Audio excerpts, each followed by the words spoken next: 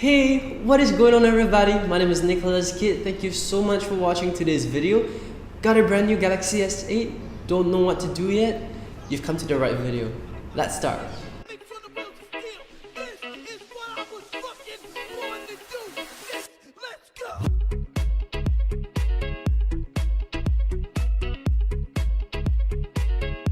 So first off, I would like to talk about Samsung's animation.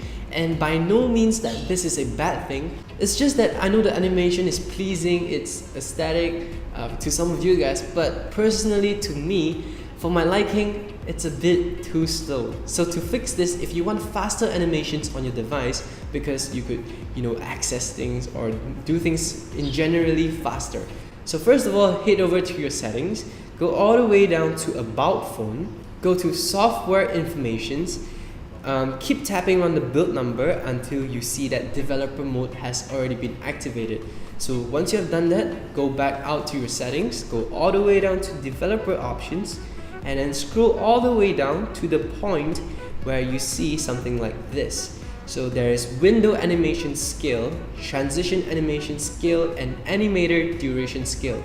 By default, it's actually 1, so set it to 0.5. I personally think 0.5 is the ideal speed, whereby it's not too fast or not too slow, and it's really worth the shot. So let me know in the comments of what you think of the animation now.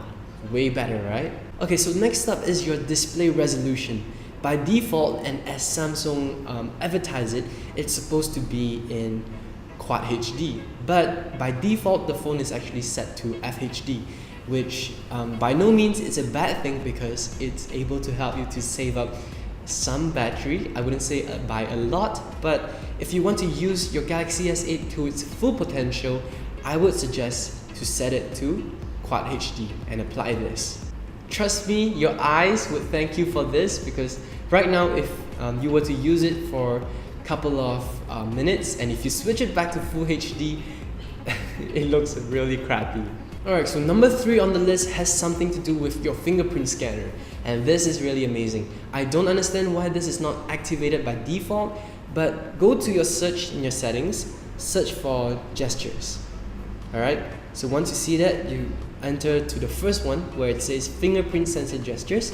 If it's not turned on, turn this on. It's very useful because you don't have to use your phone, because the Galaxy S8 and the S8 Plus are pretty huge devices, and if your hand is sometimes unable to reach a notification bar, you can now reach it with your fingerprint by performing a very, very simple gesture like this. So yeah, if you were to pull it down, it would pull down your notification center, which I think is very, very amazing. So yeah, it works like this. It's very, very easy, and I don't understand why this is not turned on by default. Alright, so next up, this would help improve your battery life, and for some reason, it's not really known by a lot of people. So head back to your home screen, go and look for Galaxy apps. Alright, go to your top right, go to My Apps, Update, and you would see that there are a lot of applications by Samsung that aren't updated yet. One of them in particular, it's called Device Maintenance, and it's actually this feature right here. So if you see Device Maintenance, update that. So after you have done that, head to your battery usage in your settings.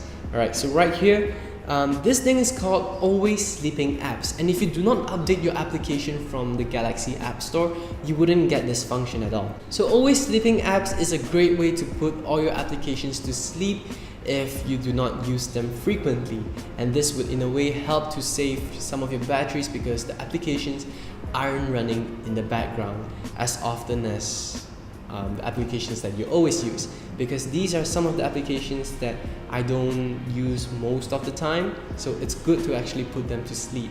Alright, so last but not least, this might be familiar to some of you guys, but we are going to change some of the settings of your navigation bar. Now this is very simple. Go into settings, go into display, and scroll all the way down until you see navigation bar. Okay, so here what I like about this is that you're able to change your background color. So it gives a little light tint on it, but I personally still prefer white. And the thing that I like about Samsung is that it gives you the ability to switch between your button layouts. In normal Android, we actually get the sequence of back, home, and recent. But Samsung always like to put it in the other way around, whereby we get recent, home, and back. Now, if you hate that sort of sequence, we can actually change it with button layout. So as you can see, we have two different layouts right here. Depending on which one you feel that it's more comfortable to your usage, go ahead and switch it. I personally prefer how Android was made of, like back, home, and recent, because I don't know, for some reason I just got used to it. Another thing is that you could unlock with your invisible home button. So if you toggle this feature on, you're able to immediately access your home screen without going through your lock screen when you press your home button. So this is a very quick feature of unlocking your phone if you just want to skip the lock screen. Alright, so last feature on my list, it has to do with Bixby. And I'm so sorry, but right now Bixby is just not stable yet. And in the country that I live in, Malaysia, the updates are very slow. So I see myself in no sort of intentions in using Bixby for a long run. So at the meantime, to save some of the battery, I downloaded Adhell. So this is a way to disable your Bixby button, so now it does nothing when I press it.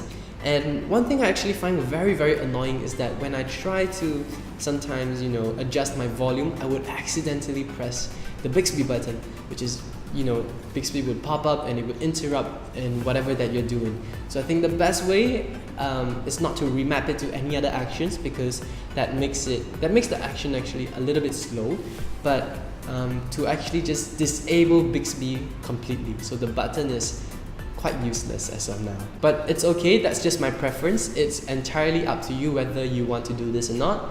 Alright, so once you install Adhell, alright, go inside and turn on Adhell. After that, go to Package Disabler, search for Bixby. Bixby, alright, right here. So whatever that is related to Bixby, just turn it off. After that, you should be done. So therefore Bixby, the button would not work anymore. Alright, so that is pretty much my take on what I think are the first few things to do with your brand new Samsung Galaxy S8. Do make sure to leave a comment in the comment section box below. Let me know what you think. Thank you guys so much for watching. Be sure to leave a thumbs up if you did enjoy it. My name is Nicholas Kid, and I will see you guys in my next video. Bye!